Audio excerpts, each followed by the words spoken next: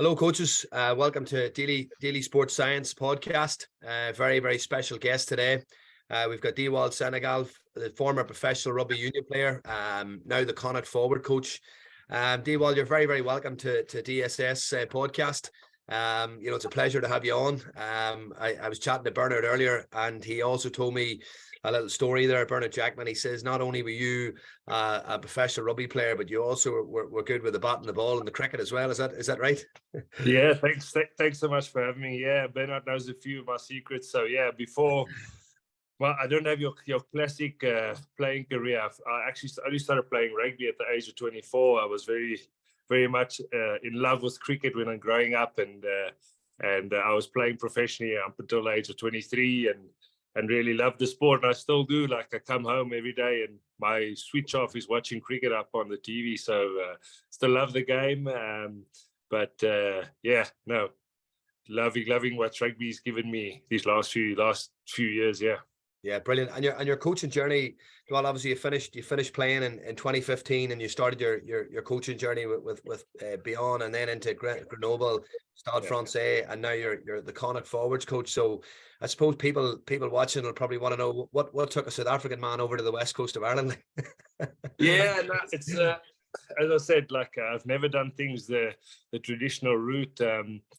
One thing that was for sure from a really early age is I always thought I would end up in coaching. I really loved it, and I think that love of coaching and the role that it can play in athletes' lives was really instilled with me growing up in South Africa, where I was fortunate to have some really, really great coaches, guys that were great mentors to me as a young guy, and coached me and gave me a lot of opportunities to go out and express and get better.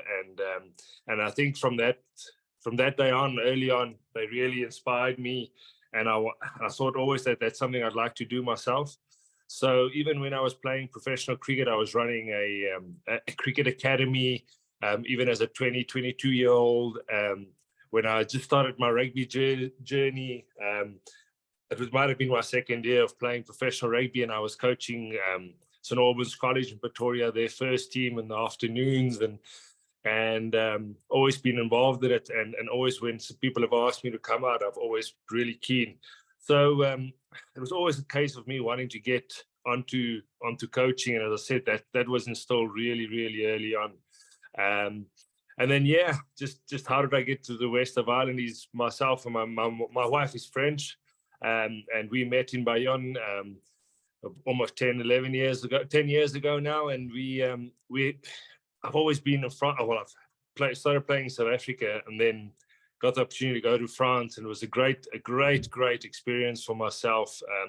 Learned a new language, got out of my comfort zone, and I'd been in France for 12 years when the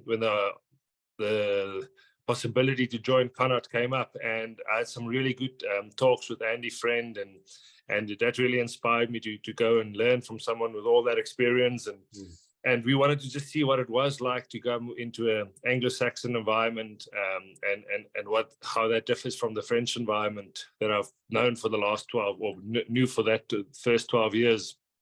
So so we took up the opportunity. It's been a great experience. We've loved every moment of it, with the wet and with the wind. We've loved everything. But now I've just been fortunate having come into a club with some good coaches that's in a healthy place, even for a small club, and a great group of forwards, and a great group of players as a whole. So we've really enjoyed the experience. Yeah, it's interesting that you talk about, even the language difficulty and stuff, and the language barrier, well, obviously, when you moved to France initially, and, I suppose that's a small challenge. Obviously, in coaching here, a lot of our coaches are obviously, local coaches. We would have a huge amount of coaches registered here on DSS, but a lot of them would coach Gaelic football. There is some that coach rugby, soccer, but obviously coaching is coaching, and for me, coaching is very transferable. But, challenges in coaching, like that obviously was a challenge in itself. Would there have been any other challenges early in your coaching career that you would have faced, and how would you have dealt with them? Yeah, I've had a lot of what I call them my favorite failures early on. Like, obviously, as a guy that's just come as a finished as a player, ended up coaching a lot of the guys I played with before. I was very passionate and really wanted to do really well, and initially really stuck it with a few ideas in my head. And I think initially I was a little bit of a bull in a china shop, almost wanting to reinvent the wheel, and more was better. And I still went back the other day to some of my old sessions where we used to have 1 hour unit sessions. And today I can get through the same amount of work in the same quality or better quality now these days in 10 to 15 minutes. And I think that's just a little bit of experience. But I mean, some of the challenge originally was just, as I said, just trying too hard. Initially, also a little copy and pasting. I think that was initially a thing. You might go and watch Saracens and see these nice line-out moves and things they do, and you want to copy and paste that without understanding really why are they doing that movement, what is the end goal with it. And I think over years, with a little bit of experience, I've been able to, and I'm still on that learning journey that's still to this day. There's things that we started to do 18, 20 months ago here at Connacht that we don't do anymore. What I've learned that might not work for this team or for this competition. And I think that's just the real where experience helps you, and actually over the years being able now to build a real clear philosophy of your own that you've made your own and not copy and pasting other people's stuff has now helped me to really take away a lot of the extra things that were there, and just being able to just go to the necessary and the key principles really quickly. Yeah, I'm going to come to coaching philosophy in a second, because obviously I think it's important we touch on that. But you talked there as well about favorite failures. It's interesting you say that, because I know even from my own experience in coaching, I've had some wonderful memories, but I've also had some, horrific journeys and horrific experiences as well. I think that I have actually probably grown as a coach more through the failures than I have through the winning. But for yourself, like, was there periods of self-doubt as a coach? Because I know I get it. I think we all get it as coaches. We obviously start to doubt everything we're doing. And like, how do you overcome that? If you're a young coach and you're coming in, like, how do you overcome that period of self-doubt? As I said, one of my biggest favorite failures in the start was I was trying to go faster than the music. I wanted to quickly climb up the ranks, and I just started, and I was very fortunate that in the first year of coaching I had a lot of success with a group of players we had. We ran a good line out, had a good scrum, good set piece, and we helped Bayonne get promoted straight away after being relegated the year before. And we won a final in the first year. So quite quickly, you had a big self-image of your coaching ability and the things that you are capable of.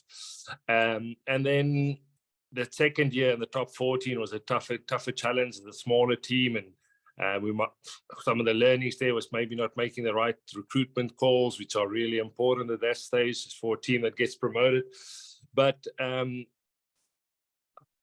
would say that then I thought, as I said, things would go faster. Then next job, I got opportunity to go to Grenoble as head coach, joint head coach with Stefan Glar. And I was like, that's the next step. I've got to go there. And then I went from there to Stade Francais, going to work with Heineken May, and that's the next thing, to coach a big budget top 14 French team. But I lost a little bit of what made me a good coach, and what I loved about coaching along the way, about becoming a little bit too career driven. And I just had to, and that ended up us as a coaching staff at Stade Francais after 5 months getting fired, 5 months into a 2-year contract. And that was a really important time for me in my coaching career, in the sense of I had to go sit down and go back and ask myself, why do I love what I do? And I realized that I've always, from the day one that I started, I wanted to be, and I'm still well on that journey and still have a lot of work to do, but I wanted to be known as a world-class forwards coach, first and foremost, and have a great pack of guys that want to play for each other and play for the team, and are well drilled and love being out there together. And I'd forgotten that. I'd gone chasing like this next thing that just looks great on a CV, but and it took me a little bit away from those key principles in my philosophy that I drew up on day one. And it took that being fired to go and sit down. Luckily, it was a great time of my life where in November we got given the sack from Stade Francais. My daughter was born in February, and COVID hit us in March. So I had actually almost 16 months out of the game, and that 16 months was a great time because I would have had the relationship I have with my daughter if it wasn't for that. As a coach, you know, it takes a lot of time away from you and your family, and it got me to go and really dig deep into my technical philosophies around the game and the set piece, and it also got me digging back to the key principles of my coaching philosophy. So I say that was a big thing for me, is just instead of trying to chase the big tick boxes, it's about really making sure that you're really good at what you do.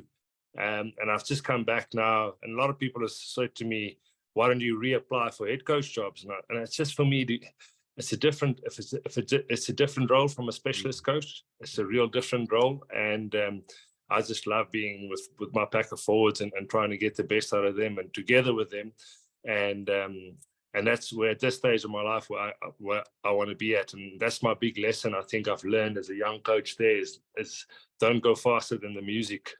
It'll come. Yeah. No, I love that, faster than the music. I like that. It's funny you mentioned your daughter, my own oldest girl. She's 15 today.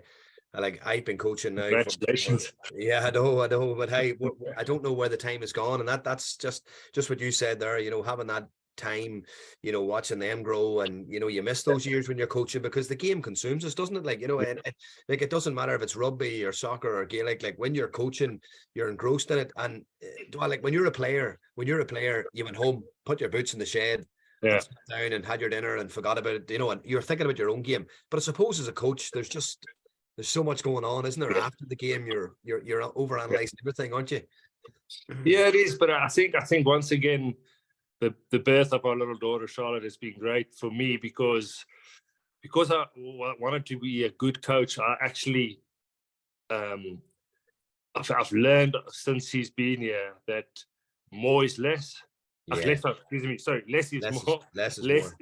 Less is more, because I used to go and analyze everything, and I think with the game, the way the game's going, and with video analysis, every frame you can almost find something wrong. Yeah.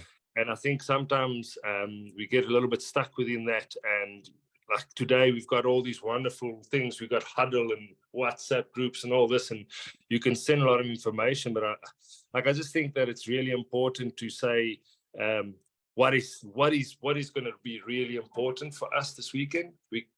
And I think instead of sending out a lot of videos and sending out and clouding the mind, it's really important just to have a quiet chat with someone if something pops up, and if there's something that becomes clear that it's a problem at the moment, then we'll speak about it as a group. But apart from that, I think I'm doing a lot less than I try to do. Like, I'm not over analyzing it, and I think that's been great for me. And then I've made a real effort at, when I come home, I'll have an hour or so.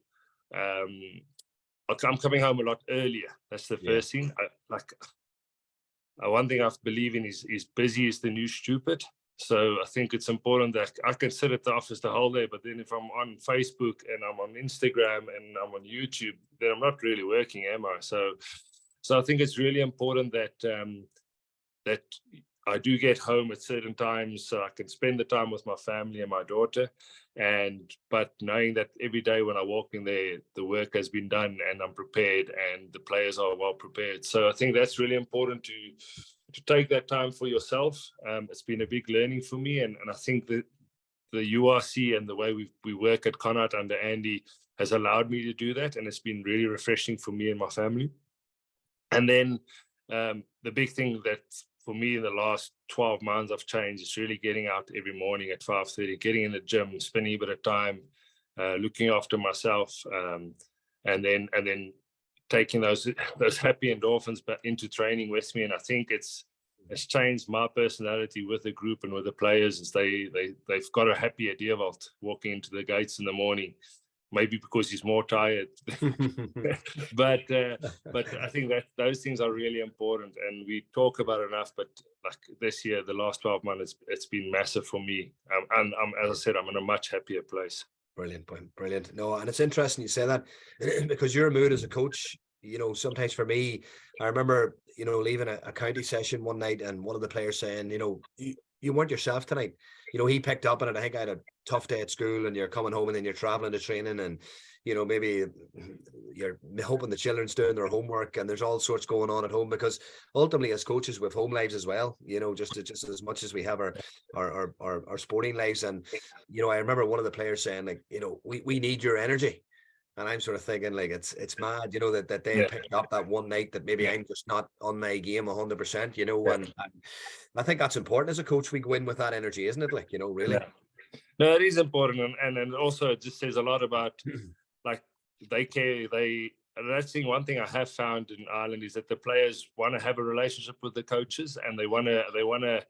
I think there's a real care factor with us at Connacht with the players, and they really want to make sure that everybody's well, and we can't all be great. Like today, my best is here. Tomorrow, my best is there, and that fluctuates with your besties. And it's the same for the players, and we have to appreciate that.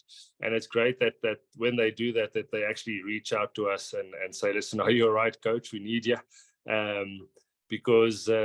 As I said, it's difficult to always be there, even though we strive to always be there. Yeah.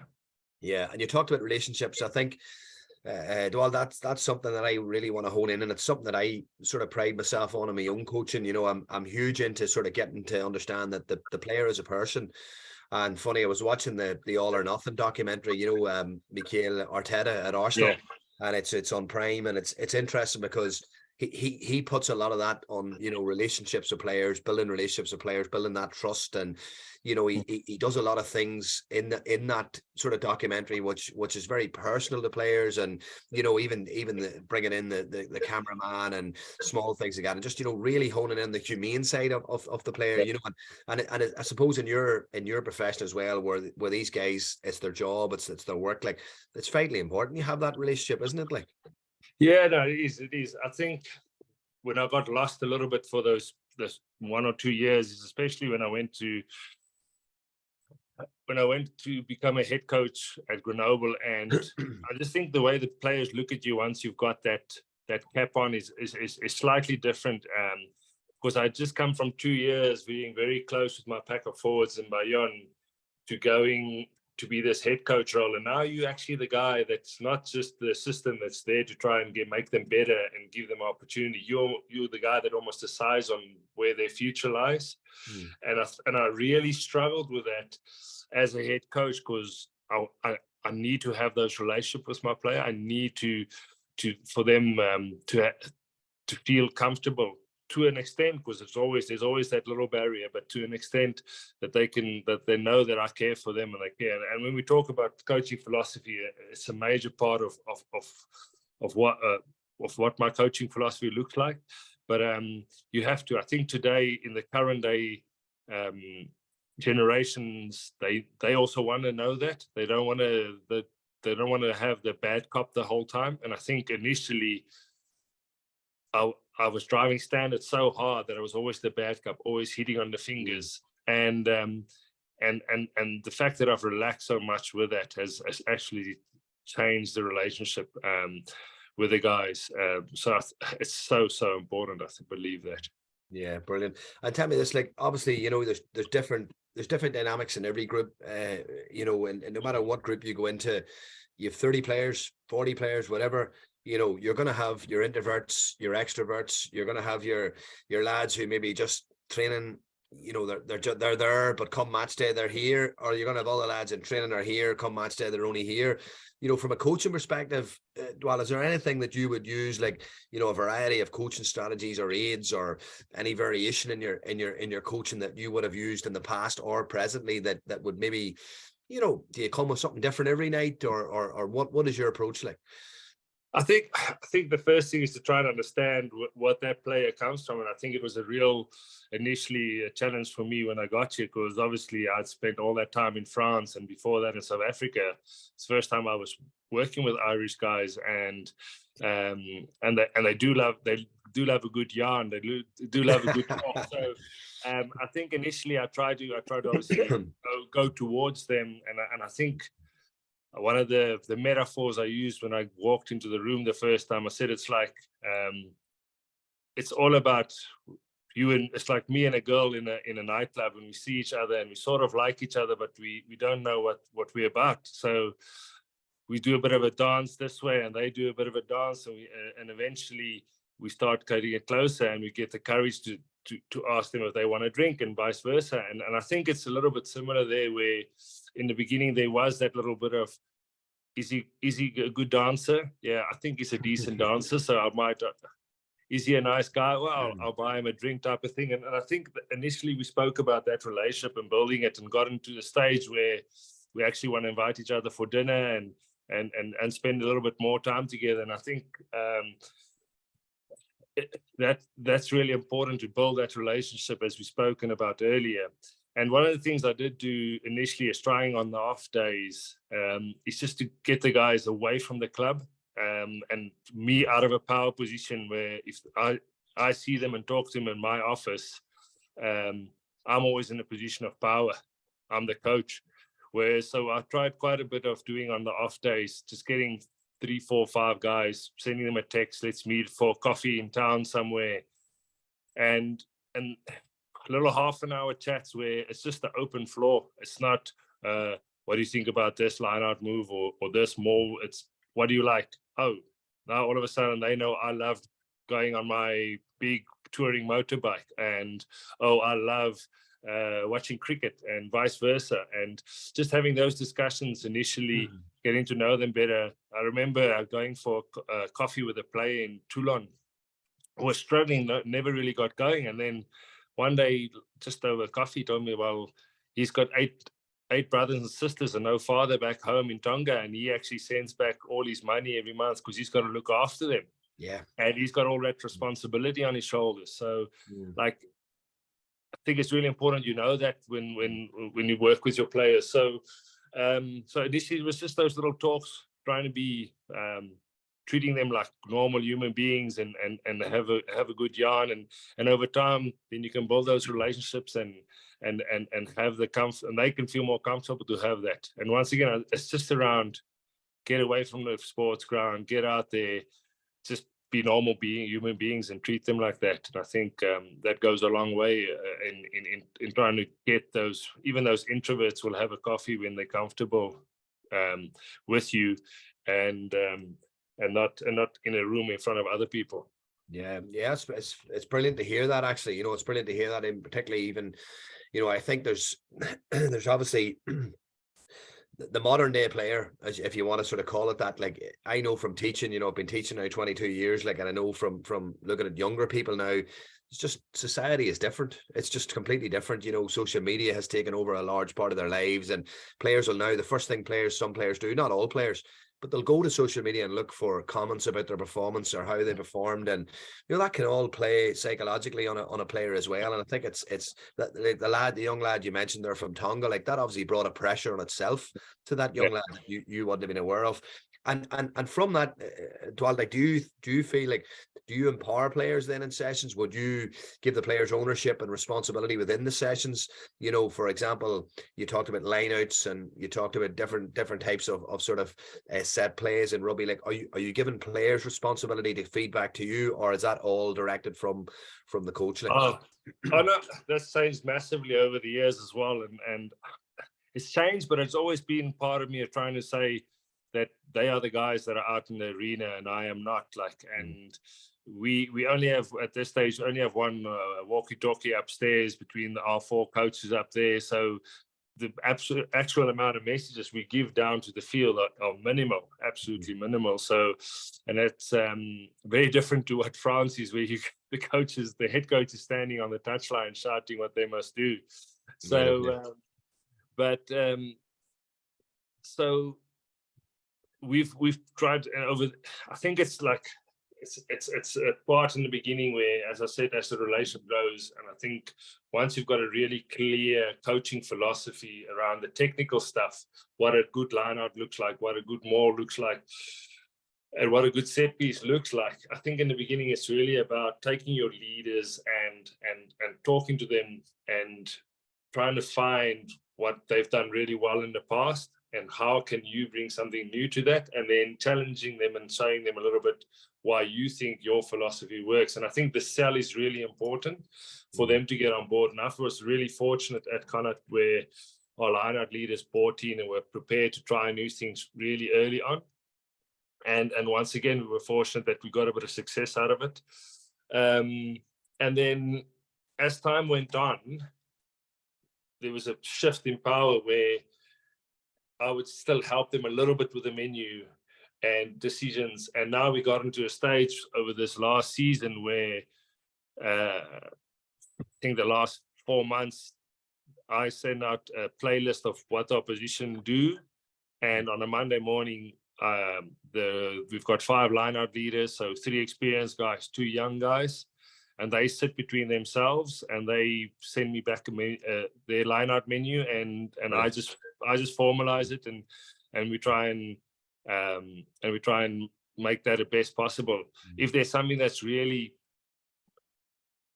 self that I believe won't work, we'll discuss it with them.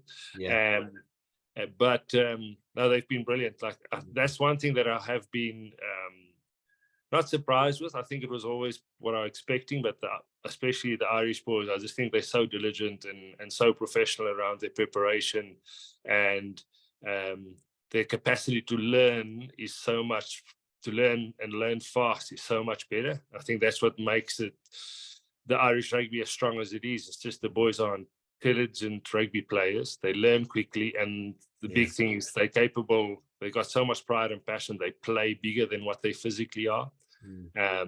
And those are a lot of traits it's difficult to coach.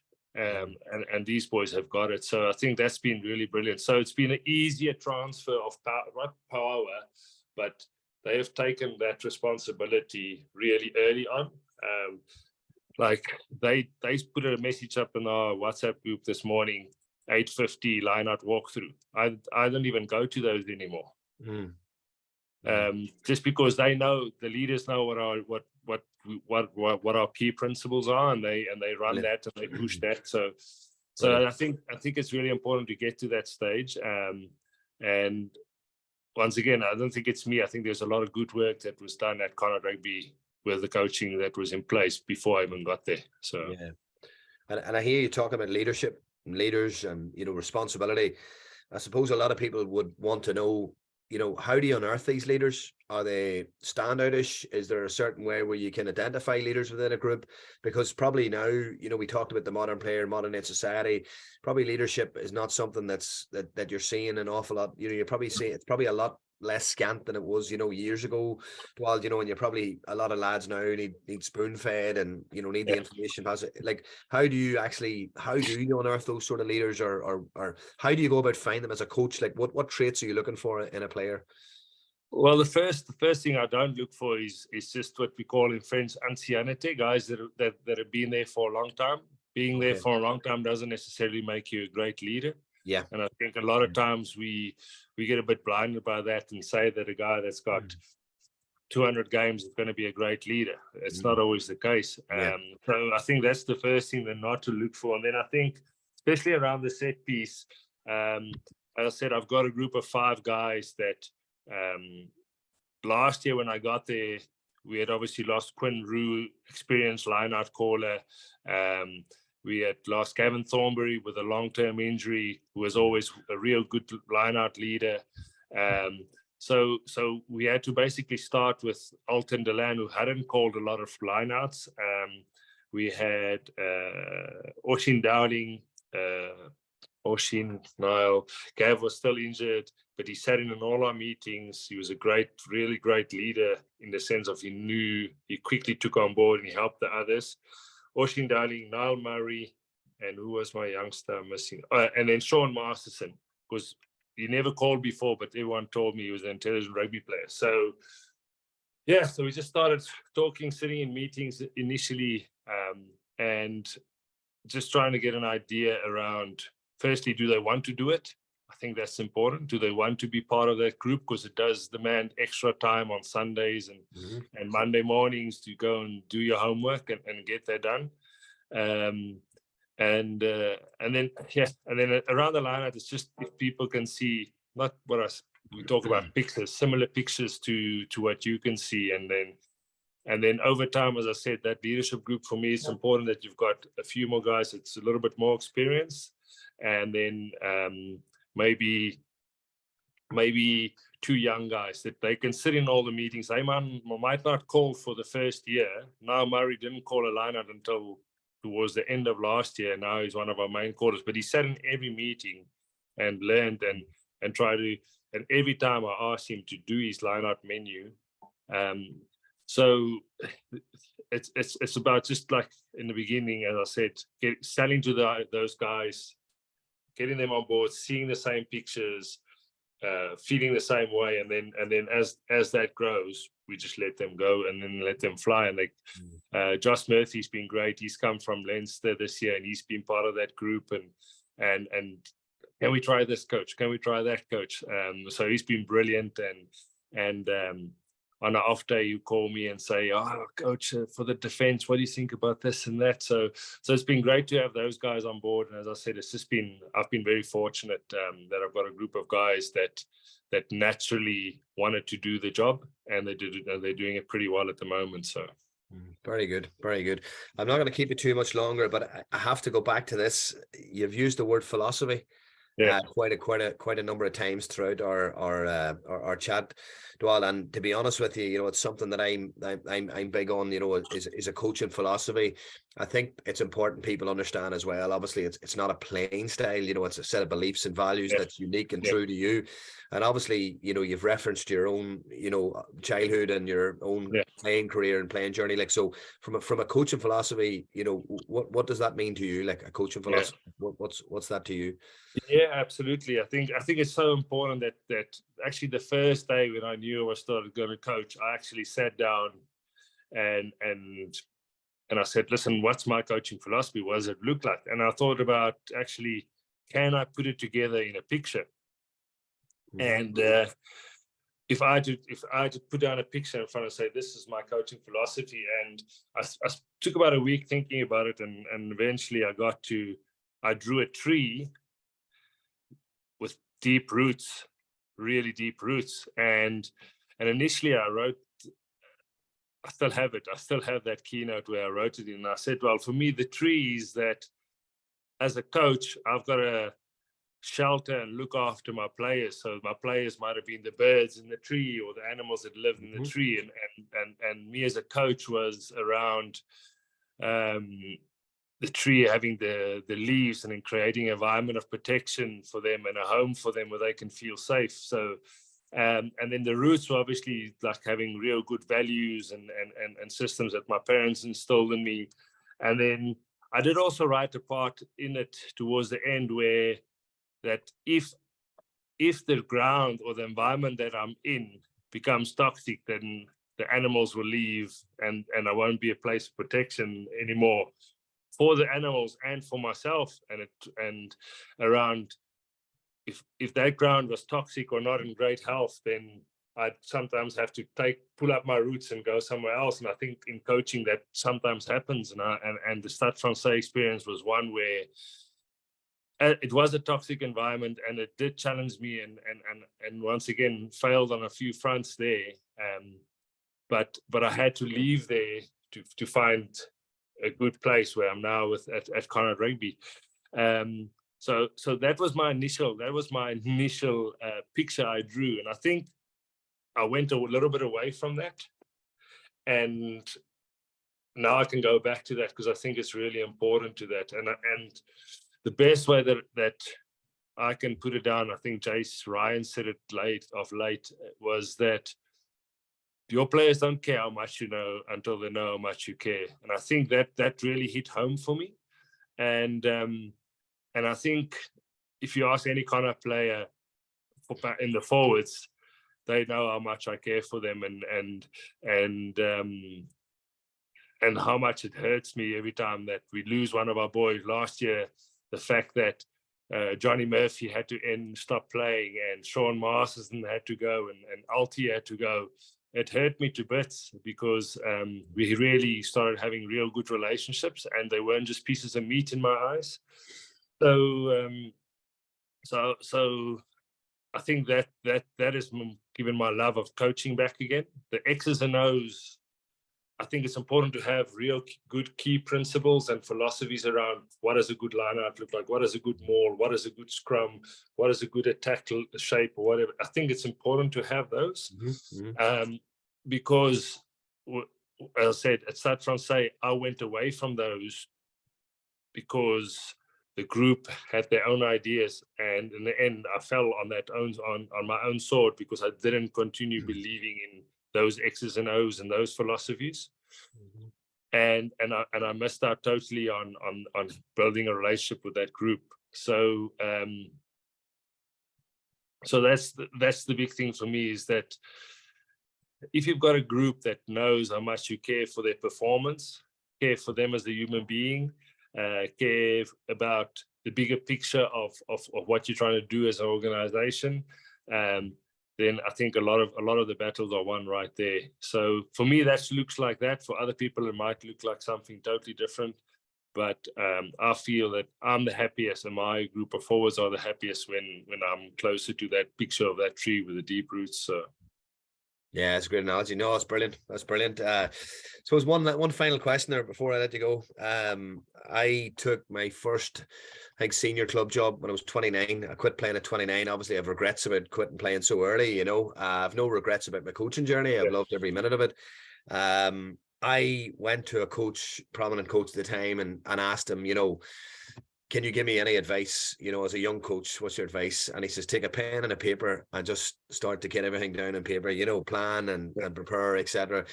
So a young coach starting out on his journey, what is Dewald telling them? What are you telling a young coach now who's just starting out on their journey? They've finished playing and they're starting to go into the world of coaching, whether it be professional sport or whether it be amateur sport. What is your words of advice for them? If I take three things, I would say first one would be keep it simple, but coach deep. Coach the simple things really well.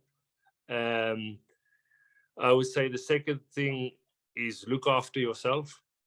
Look after yourself. I think it's important.